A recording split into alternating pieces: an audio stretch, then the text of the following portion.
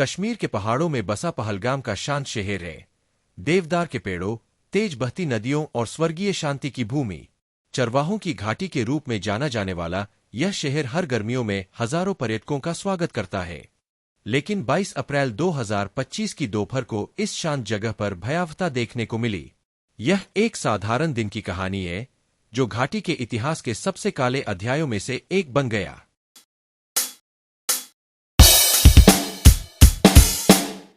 जैसे ही सुबह का सूरज पहलगाम पर चढ़ा, पूरे भारत से पर्यटक वहां पहुंच गए।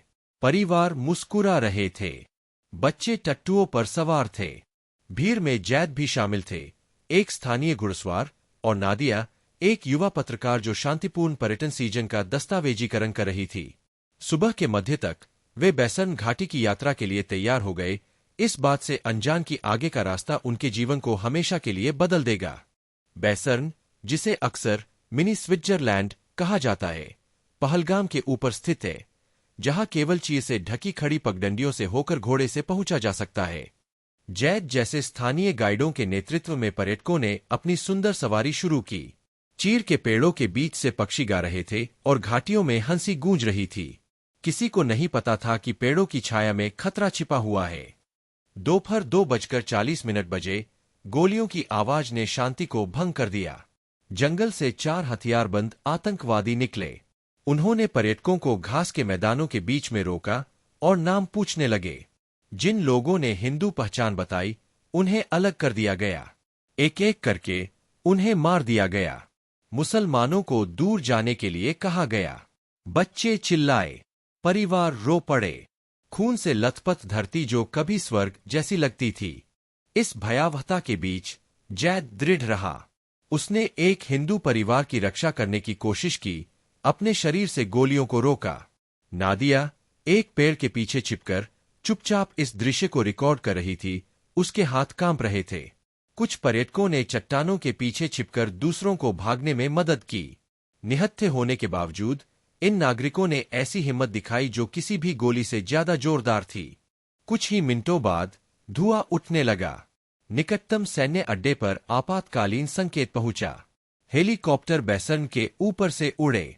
सैनिक बाहर कूद पड़े, बचे हुए लोगों को सहायता प्रदान की, घायलों को उठाया और घाटी को सुरक्षित किया। हमला समाप्त हो गया था, लेकिन घाव गहरे थे।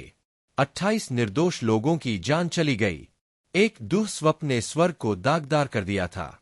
कुछ ही घंटों में यह खबर दुनिया भर में फैल गई।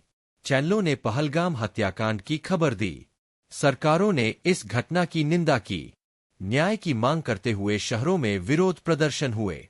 भारतीय अधिकारियों ने प्रेस कॉन्फ्रेंस की।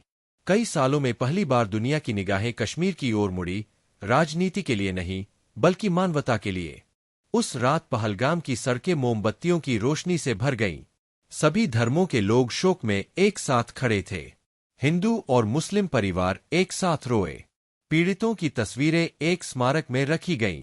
नादिया ने सच बताया, और जैद, जिसे अब एक नायक के रूप में देखा जाता है, चुपचाप खड़ा था, उसी घास के मैदान पर सूरज को उगते हुए देख रहा था जहां शांति मर गई थी।